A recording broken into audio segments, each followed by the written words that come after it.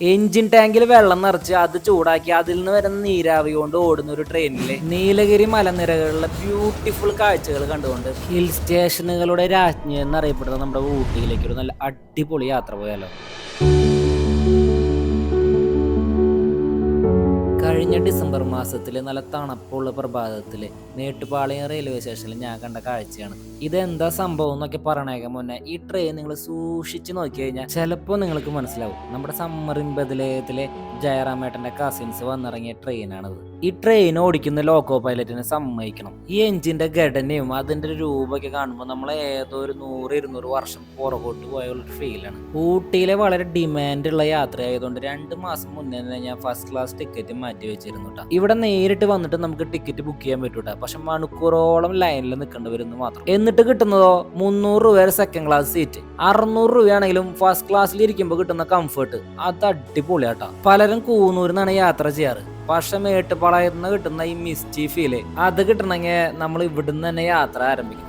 ഈ ട്രെയിനിനെ മറ്റുള്ള ട്രെയിനിൽ നിന്ന് മാറ്റി നിർത്തുന്ന പല ഘടകങ്ങളുണ്ട്. ഓരോന്നും ഓരോ വഴിക്കായിട്ട് പറയാം. അതിൽ ആദ്യത്തെയാണ് ഇതിന്റെ എൻജിൻ ബാക്ക് സൈഡിലാണ്. മേട്ടുപ്പാളയം റെയിൽവേ സ്റ്റേഷനിൽ നമ്മൾ നേരത്തെ വരികയാണെങ്കിൽ ഇവിടെ ഒരു ലോക്കോ ഷെഡും പിന്നെ ഒരു ട്രെയിൻ മ്യൂസിയം ഒക്കെ ഉണ്ട്. രാവിലെ 7 മണിക്ക് ആരംഭിക്കുന്ന ഈ യാത്ര അവസാനിക്കുന്നത് ഉച്ചയ്ക്ക് 12 മണിക്കാട്ടാ. അതുകൊണ്ട് തന്നെ രാവിലത്തെ ബ്രേക്ക്ഫാസ്റ്റ് നമ്മൾ റെയിൽവേ സ്റ്റേഷനിൽ തന്നെ കഴിച്ചിറങ്ങുന്നതാട്ടോ നല്ലത്. ഒരു 1/2 മണിക്കൂറുള്ള യാത്രയ്ക്കൊടുവിൽ നമ്മൾ കലാർന്ന് പറഞ്ഞ സ്റ്റേഷനിൽ എത്തിയിട്ടാ. ഓരോ സ്റ്റേഷനിലും ട്രെയിനിൽ വെള്ളം നിറയ്ക്കുമ്പോൾ നമുക്ക് ഒരു 5 മിനിറ്റ് അവിടെ ഒന്ന് കാണാനൊക്കെയുള്ള ഒരു ബ്രേക്ക് കിട്ടും.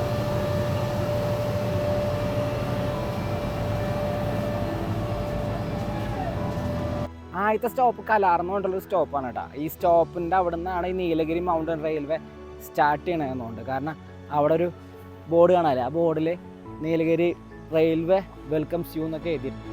ഇനി അങ്ങോട്ടുള്ള യാത്രയിൽ നീലഗിരി ഫോറസ്റ്റിലുള്ള ഒരു 16 ടണലിലൂടെയും 250 പാലങ്ങളുടെയും 208 കർവുകളുടെയുമാണ് നമ്മുടെ യാത്ര. ട്രെയിൻ ഓരോ ടണലിലും കയറി പുറത്തേക്ക് ഇറങ്ങുമ്പോൾ ആ ഇരുട്ടിൽ നിന്ന് പ്രകാശത്തിലേക്ക് വരുമ്പോൾ കാണുന്ന കാഴ്ചകളും അതുപോലെ തന്നെ പാലങ്ങളുടെ ഇരുവശത്തുള്ള വൈഡായിട്ടുള്ള ലാൻഡ്സ്കേപ്പുകളൊക്കെ ഒരു രക്ഷയില്ലാത്ത എക്സ്പീരിയൻസ് ആയിരുന്നു.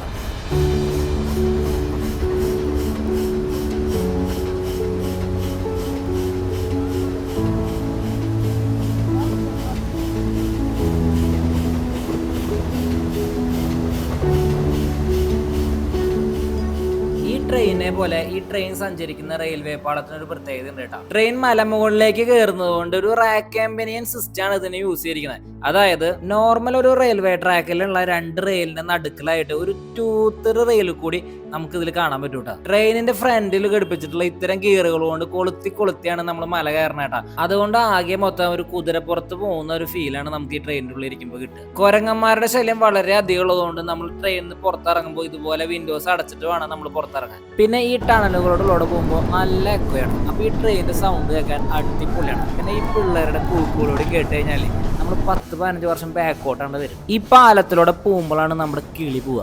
നമ്മൾ ഇത്രത്തോളം ഹൈറ്റിലാണ് നമ്മുടെ ട്രെയിൻ യാത്രയാണെന്ന് നമുക്ക് അപ്പോഴാണ് മനസ്സിലാവുക. അങ്ങനെ വലിയ വലിയ മലകളും കാടുകളൊക്കെ കണ്ടു 2.5 മണിക്കൂർ യാത്രയ്ക്കൊടുവിൽ ഹിൽ ഗ്രൂവ് എന്ന് പറഞ്ഞിട്ടുള്ള ഒരു സ്റ്റേഷനിൽ ഞങ്ങൾ എത്തിയിട്ടാണ്. മേട്ടുപ്പാളയത്തിന് ശേഷം നമുക്ക് എന്തെങ്കിലും കുടിക്കാനും കഴിക്കാനും കുറച്ച് കടികളും ആവശ്യത്തിനുള്ള ഒരു ബ്രേക്ക്ഫാസ്റ്റ് നമുക്ക് ഇവിടുന്ന് കഴിക്കാൻ പറ്റും. കുരങ്ങന്മാരുടെ ശല്യം ഏറ്റവും കൂടുതലുള്ള ഒരു സ്റ്റോപ്പാണിത്. അതുകൊണ്ട് നമ്മുടെ പേഴ്സണൽ ഐറ്റംസ് സൂക്ഷിച്ചില്ലെങ്കിൽ അവന്മാരടിച്ചുകൊണ്ട് പോകും. പിന്നെ മനോഹരമായ കാഴ്ചകൾ കാണാനുള്ള ഒരു ടിപ്പ് പറഞ്ഞുതരാം. നമ്മൾ മേട്ടുപ്പാളയത്ത് നിന്ന് ഊട്ടിയിലേക്ക് പോകുമ്പോൾ ട്രെയിനിന്റെ ഇടതേ വശത്തും ഊട്ടിയിൽ നിന്ന് മേട്ടുപ്പാളയത്തേക്ക് വരുന്നെങ്കിൽ ട്രെയിനിന്റെ വലതേ വശത്ത് ഇരിക്കാൻ ശ്രദ്ധിക്കുക. നമ്മുടെ ഈ യാത്രയിൽ കുറെ പാലങ്ങളിലൂടെ സഞ്ചരിച്ചെങ്കിലും ഒരു പാലത്തിനെയും അടുത്തുനിന്ന് കാണാനുള്ള ഒരു അവസരം കിട്ടിയിരുന്നില്ല കേട്ടോ. പക്ഷെ അടുത്ത സ്റ്റോപ്പിൽ നമുക്ക് അതിനൊരു ചാൻസ് കിട്ടി. പിന്നെ അവിടെ നിന്നുള്ള കാഴ്ചകളൊക്കെ അടിപൊളിയായിരുന്നു. കുറെ കാപ്പിത്തോട്ടങ്ങളും കുറെ സൂര്യകാന്തി പൂക്കളൊക്കെ ആയിട്ട് നല്ല കളർഫുൾ ജേണി ആയിരുന്നു. പിന്നെ അവിടെ നിന്ന് അങ്ങോട്ട് ഇനി നമ്മുടെ അടുത്ത സ്റ്റേഷനാണ് കൂന്നൂർ എന്ന് പറഞ്ഞ സ്റ്റേഷൻ. അവിടെ വെച്ചിട്ട് നമ്മൾ ഈ സ്റ്റീം എഞ്ചിൻ മാറ്റി നമ്മുടെ ഡീസൽ എഞ്ചിൻ സാധാ ട്രെയിനുകളുടെ ഡീസൽ എഞ്ചിനാക്കി മാറ്റും. പിന്നെ അവിടുന്ന് നമ്മൾ സാധാ ട്രെയിനിൽ പോകുന്ന ഒരു ഫീലാണ് നമുക്ക് അവിടുന്ന് കിട്ടുന്നത്. ഇതുവരെ കണ്ട സ്റ്റോപ്പുകളെ പോലെയല്ല ഈ റെയിൽവേ സ്റ്റേഷൻ. ഭയങ്കര ലൈവാണ്, നല്ല വൃത്തിയിൽ സൂക്ഷിക്കുന്നുണ്ട്. പിന്നെ ചുമരിലൊക്കെ നിറച്ച ആർട്ട് വർക്കുകളുണ്ട്. അതുപോലെ തന്നെ ഫുഡ് കോർട്ട്, എല്ലാ പരിപാടികളും ഉണ്ട്. പിന്നെ ഈ എഞ്ചിൻ മാറ്റുന്ന പ്രോസസ്സ് തന്നെ കണ്ടിരിക്കാൻ അടിപൊളിയാണ്.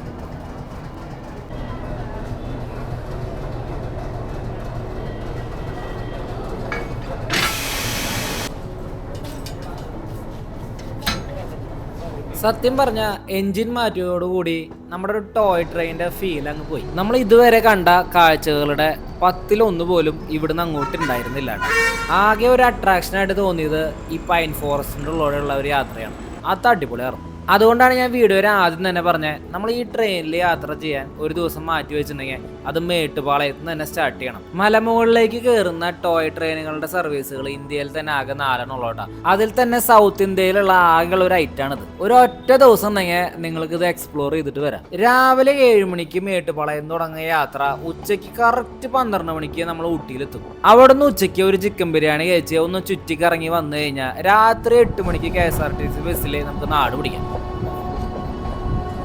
പിന്നെ എന്തുവാ പറയാ, വെള്ളം നിറയ്ക്കുന്നതും പിന്നെ ഓരോ പോയിന്റിൽ ഇറങ്ങുന്നതും പിന്നെ ചില നേരത്ത് സ്റ്റീം എഞ്ചിൻ ഇങ്ങനെ പോകുന്ന പാലങ്ങളുടെ ഹൈറ്റ് കണ്ടുകഴിഞ്ഞാൽ കിളി പോവും. അപ്പോൾ അങ്ങനെയൊക്കെ കുറേ അനുഭവങ്ങളുണ്ട്. പിന്നെ പൂന്നൂരിൽ നിന്ന് കയറി കഴിഞ്ഞാൽ പിന്നെ ഈ ഡീസൽ എഞ്ചിനാണ്. പിന്നെ നമ്മുടെ ട്രെയിനിൻ്റെ അതേ എഫക്റ്റ് തന്നെയാണ്. കാരണം വെച്ചാൽ ഭയങ്കര സ്ലോപ്പാണ്. അത് നമ്മുടെ സ്റ്റീം എഞ്ചിന് താങ്ങൂല. അതാണ്. അവിടുന്ന് ഞാൻ നേരെ പോയത് നമ്മുടെ ബൊട്ടാണിക്കൽ ഗാർഡൻ കാണാൻ വേണ്ടിയിട്ടാണ്. എന്തോ കാര്യമായിട്ട് ഭയങ്കരമായിട്ട് പറയുന്നുണ്ട്, പക്ഷെ മൈക്ക് ഓൺ ആക്കാത്ത കാരണം ഒന്നും കിട്ടിയിട്ടില്ല. പലതരത്തിലുള്ള ചെടികളും വെറൈറ്റി ഡിസൈനുകളുള്ള പൂക്കളും വലിയ വലിയ മരങ്ങളൊക്കെ ഇഷ്ടമുള്ളവർക്ക് ഈ ബൊട്ടാണിക്കൽ ഗാർഡൻ വളരെ ഇഷ്ടാവും ട്ടാ.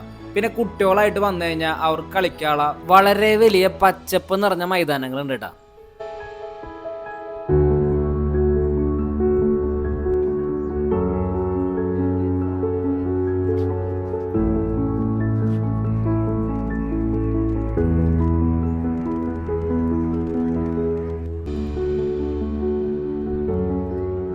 പക്ഷേ ഈ കാണുന്നതിലൊന്നും എനിക്ക് വലിയ ഇൻട്രസ്റ്റ് ഇല്ലാത്തതുകൊണ്ട് വേഗം ഞാൻ അവിടെ നിന്ന് ഇറങ്ങി ഒരു ഓട്ടോക്കാരന് ഒരു 400 രൂപയും കൊടുത്ത് സൗത്ത് ഇന്ത്യയിലെ ആനമുടിക്ക് ശേഷമുള്ള ഏറ്റവും വലിയ 2ാമത്തെ പീക്കായിട്ടുള്ള ഡോഡപേട്ട പീക്കിലേക്കാണ് നമ്മൾ പോയത്.